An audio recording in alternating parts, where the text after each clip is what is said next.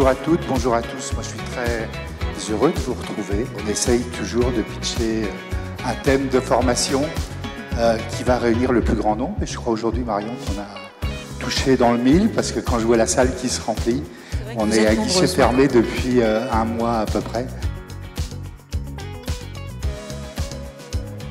À partir du 1er juillet 2024, déjà, toutes les entreprises doivent être capables de réceptionner des factures. Pour nous, commissaires aux comptes, c'est un énorme enjeu de formation. Aujourd'hui, on a 7 heures homologuées sur ce sujet. Ce premier atelier, c'est l'accompagnement sur un projet de système d'information, d'un projet de facture électronique.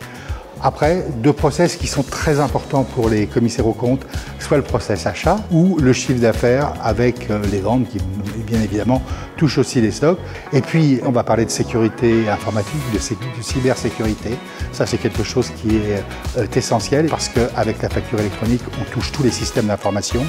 Et puis, on essaiera d'avoir une vision un petit peu plus global, de relever un peu la tête, voir ce qui se passe en Europe. On aura un cabinet qui traitera de ce qui se fait à l'international.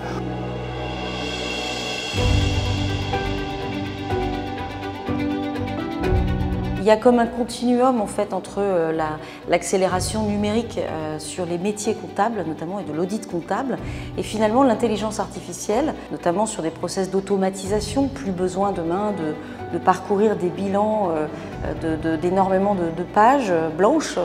Demain c'est une IA qui fera ce parcours-là, qui accélérera la dématérialisation et procédera justement à un gain de temps énorme pour les professions. Il y a quand même derrière le mot intelligence artificielle une réflexion à mener, me semble-t-il, sur ce que va devenir l'humain. C'est la question du progrès et je suggère ici que nous réfléchissions plutôt à un concept de co-intelligence. Quand on parle de co-intelligence, on a la faiblesse de penser qu'on va avoir notre part à jouer par rapport à ça.